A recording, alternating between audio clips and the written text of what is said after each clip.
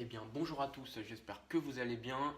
Et c'est Julien. Et aujourd'hui, je vous propose une petite vidéo qui, je pense, va en intéresser plus d'un. Je vais vous proposer en fait une configuration gamer pour 2019 et qui va suivre pour les années à venir. Voilà, je vous propose quelque chose d'excellent rapport qualité-prix. À savoir que je ne vais pas vous proposer de la merde, hein.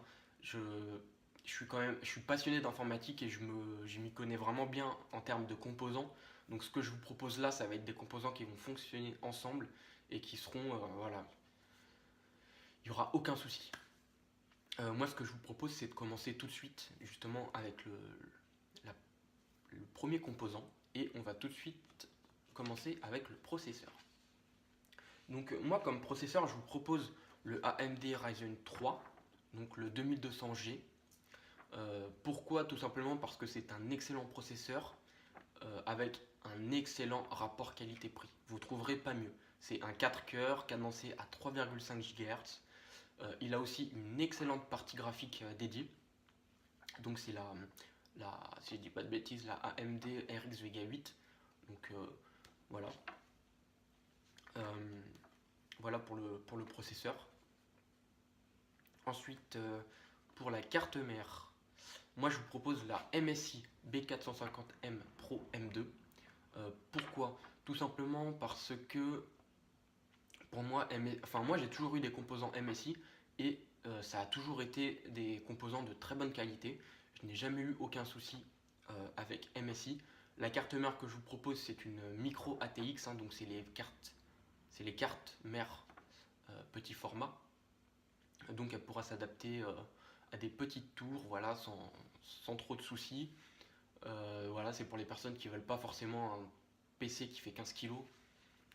Donc voilà. Voilà pour la carte mère. Ensuite, pour la mémoire, moi je vous conseille de prendre une barrette de 8 Go en DDR4. Tout simplement parce que la carte mère ne dispose que de deux ports. Donc si vous prenez une 8 maintenant, comme ça, un petit peu plus tard, vous pouvez reprendre une 8 pour avoir 16 Go par exemple. Euh, Sachant que 8 Go actuellement, c'est le minimum requis pour pouvoir jouer convenablement. Voilà, si vous avez en dessous de 8, ça va être compliqué. Donc vraiment partez sur du 8. Euh, et là, on va passer à quelque chose d'intéressant, la carte graphique. Alors, moi, je vous ai sélectionné une carte graphique de chez Sapphire ou Saphir, hein. Après, je ne sais pas comment vous prononcez ça. Et c'est la Radeon RX 570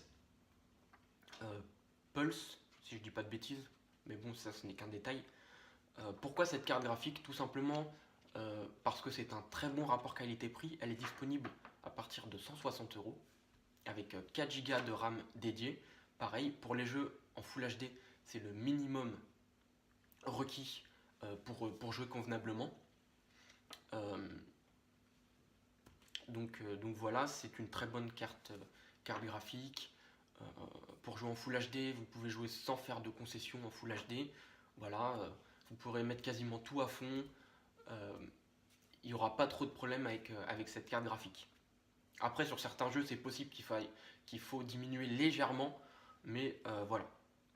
Logiquement, vous n'aurez pas de problème avec cette carte graphique. Ensuite, on va passer au stockage. Alors, vous allez avoir deux disques durs, parce que j'ai fait les choses bien, et justement, je vous propose en première partie euh, un SSD qui va être de 120 Go pour installer justement votre système d'exploitation, pour avoir un PC qui fonctionne du tonnerre, hein, avec un SSD. Donc moi là je vous ai pris c'est le PNY CS900 qui est à 24,90 €, un 120 Go. Après si vous avez un petit peu plus de budget, vous pouvez passer sur du SanDisk, quelque chose comme ça, qui je crois qui est aux alentours des 49 euros. Après c'est en fonction de vous, mais PNY ça reste un très bon choix aussi, hein, par rapport au prix. Et justement pour stocker vos jeux, etc., je vous propose le Seagate Barracuda, donc avec 1 Tera, ce qui va vous permettre de stocker tous vos jeux dessus. C'est un 7200 tours minute, donc très bon disque dur, hein, de toute façon c'est le plus acheté. À chaque fois, c'est le seul qui est en rupture de stock. Voilà, c'est le meilleur disque dur que je peux vous proposer. Ensuite, on a fait à peu près le tour. On va passer justement au boîtier et à l'alimentation. Donc le boîtier, moi je vous ai pris quelque chose de base, hein. Après, vous n'êtes pas obligé de prendre ce boîtier-là, hein. Moi je vous ai pris ça juste comme ça. C'est parce qu'il fallait que je mette un boîtier dans la configuration. Je vous ai pris le Depcool Wave 2 qui est à 34,90 €. Voilà, c'est un petit boîtier mini tour qui ira parfaitement bien avec la carte mère et la carte graphique, hein. Ça rentrera sans problème. Voilà. Après, si vous voulez prendre autre chose, vous pouvez modifier, il n'y a pas de souci. Et l'alimentation, moi je vous propose une Cooler Master, la K550. Pareil, Cooler Master, moi c'est des composants que j'ai toujours eu. Voilà, j'ai jamais eu de soucis avec ce type d'alimentation. Voilà, c'est vraiment, pour moi, c'est un très bon rapport qualité-prix. 44,90 €. En plus de ça, c'est certifié 80 plus bronze. Donc voilà, parfait. D'ailleurs, pareil, hein, pour l'alimentation, moi je vous conseille toujours de prendre une alimentation qui est certifiée. Parce que si elle n'est pas certifiée, ça veut dire que la puissance qu'elle fournit n'est peut-être pas la puissance réelle. Donc c'est pour ça, prenez toujours une alimentation qui est certifiée. Donc voilà. Bah écoutez, je vous ai fait le tour pour la configuration.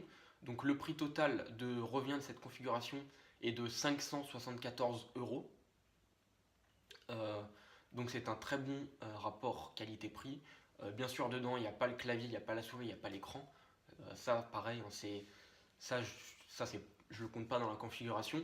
Et pareil pour Windows, pourquoi je ne vous ai pas mis Windows dedans?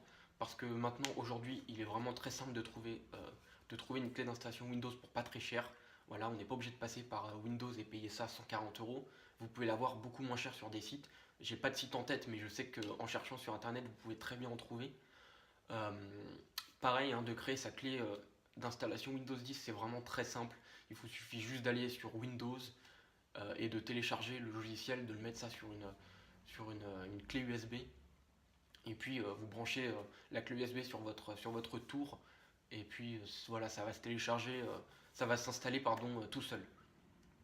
Donc écoutez, j'espère que cette vidéo vous aura plu. Comme je vous ai dit, dans la description, il y aura la configuration. Autre petite chose, si jamais vous trouvez que cette configuration est trop chère pour les personnes qui ont vraiment un budget encore un peu plus réduit, si ça vous intéresse, je pourrais essayer de vous faire une petite vidéo en fait où je regarde sur le bon coin, où je vous montre sur le bon coin comment trouver des bonnes configurations pour pas trop cher. Donc si jamais vous êtes intéressé, n'hésitez pas à laisser un commentaire et puis j'essaierai de vous faire une vidéo sur ça. Je tiens à préciser que le lien que j'ai mis dans la description n'est du tout pas, je toucherai rien dessus, hein, c'est pas de l'affiliation ou autre, c'est neutre, c'est juste le lien de la configuration. Voilà pour ça. Écoutez, j'espère que la vidéo vous a plu, n'hésitez pas à partager, à liker, à laisser un commentaire. Voilà, moi je me ferai un plaisir d'y répondre. Je vous souhaite une bonne journée ou une bonne soirée, hein, vu qu'on est sur YouTube, je ne sais pas à quel moment vous regarderez cette vidéo. Et puis moi je vous dis à la prochaine, salut!